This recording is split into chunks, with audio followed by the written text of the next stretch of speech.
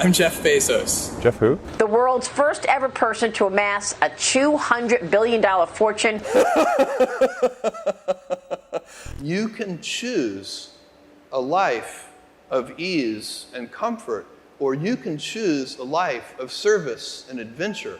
Which one of those, when you're 90 years old, are you going to be more proud of? It's easy to have ideas. It's very hard to turn an idea into a successful product. There are a lot of steps in between, and it takes persistence, relentlessness. So I always tell people who are, who think they want to be entrepreneurs, you need a combination of stubborn relentlessness and flexibility. And you have to know when to be which. And basically, you need to be stubborn on your vision, because otherwise it'll be too easy to give up. But you need to be very flexible on the details, because as you go along pursuing your vision, you'll find that some of your preconceptions were wrong, and you're going to need to be able to change those things.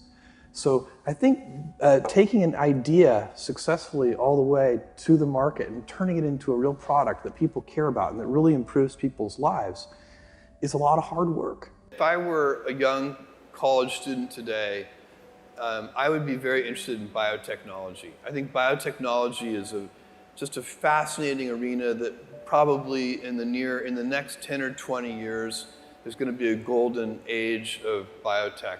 One of the golden ages that's happening right now before our eyes is also artificial intelligence and machine learning.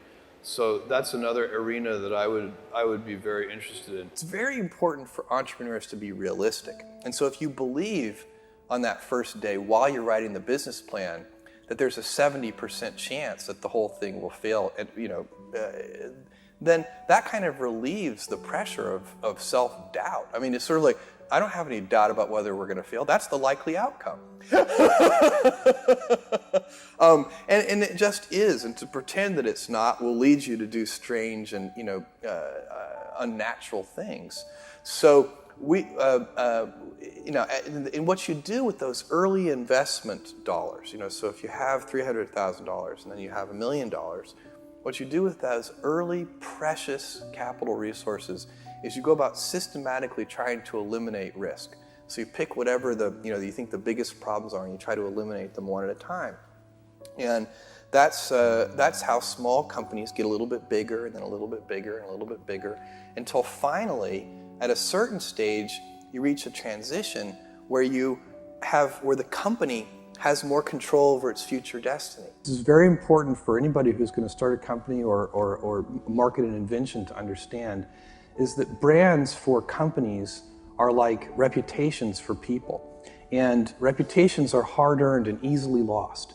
So the most important intellectual property that a company can have is, for us, it's Amazon. It's that name, but what it stands for. We've worked very hard to earn trust. You can't ask for trust. You just have to do it the hard way, one step at a time. You make a promise and then fulfill the promise. You say, we'll deliver this to you tomorrow, and then you actually deliver it tomorrow. And if you do that over and over again, then ultimately you can instill your company's name with a reputation. And that's, I think, sometimes people talk about brands in this very amorphous way, but for me, I like to think of it as a person, and what is the reputation that person has, and how have they earned that reputation? Everything I've ever done has started small. Amazon started with a couple of people, and Blue Origin started with 5 people. And the budget at Blue Origin was very, very small. Now the budget at Blue Origin approaches $1 billion a year. And next year it'll be more than $1 billion.